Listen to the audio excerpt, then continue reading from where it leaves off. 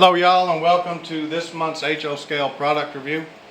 Before you I have an Athearn ready to roll Southern Pacific Derrick car. Now these cars were used principally in the steam era by maintenance of way crews for anything between picking up ties, sections of rail, trucks at a derailment site, freight car trucks and wheel sets at a derailment site. Any light duty work that did not quite justify the time and expense of calling in the big hook. This is, as I said, a steam era car. This does not really fit the more modern era that has been specified for the Stars Hollow Railroad, but it's a cool car and I was able to get my hands on it for free. This is actually in the collection, and given that it's Southern Pacific, I just could not pass on it. So let's get down to it. Well, that was surprisingly painless as far as trying to get the camera to cooperate. So you can see here we have some real nice board and stake detailing. I'm not sure if that's supposed to be metal or wood stakes supporting the boards, but either way I like it. It looks great. You have the requisite stake pockets along the side of the car in true railroad fashion. A lot of maintenance away departments, whenever they needed something, instead of the company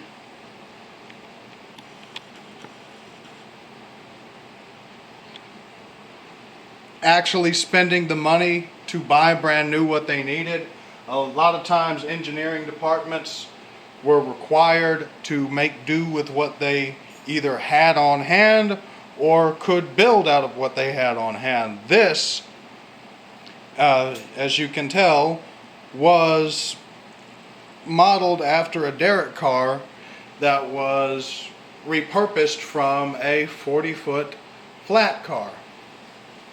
Now, all the weight and capacity information is correct for a 40-foot flat of this type from this era. As you saw before the camera started getting all fuzzy, hopefully you saw it, the car is equipped with frictionless bearing trucks, which is appropriate for the era this car is actually perfect for. You have some really neat chain detailing here and here and here all along the Derrick. This is not an actual operating Derrick car like you would see with, say, a Lionel type setup, but still a cool little maintenance away car. I love the stirrup steps here and on this end as well. Nice even paint application all the way throughout. And the chains are really a nice touch. I just can't get over the chains. Alright, here we are looking at the underside of the car. Throw a little additional light on there. You can see some nice frame detailing. You've got the triple valve right there. You have the air brake piston right there. And you have the emergency and service reservoirs right there. As you can see, this car has body mounted couplers, and straight out of the box it's already got metal wheels. Loving it.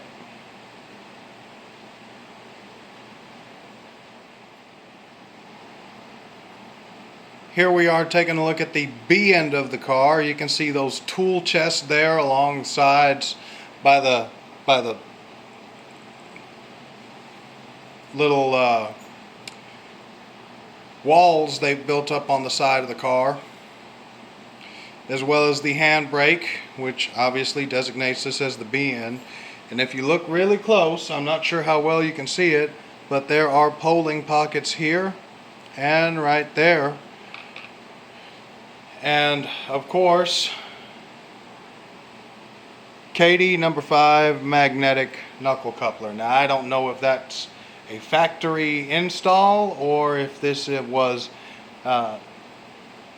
installed by the person that owned this before the person I got this from.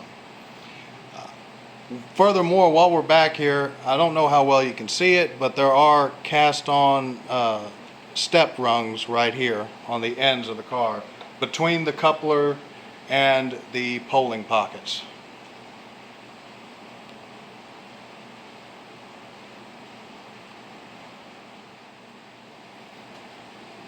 And here we see the A end of the car.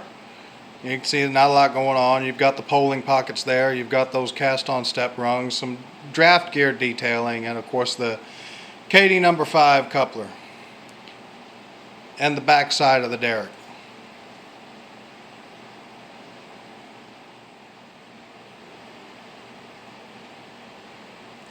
And looking at the top side of the car, you can see some nice wood plank detailing there. I don't see any holes or bumps that would indicate rivets or the floor being bolted down to the frame or anything like that, which is kind of a letdown a little bit, but still a cool little car. You can see the tops of the tool chest with the hinge, cast on hinge detailing right there on the lids of each of the tool chests.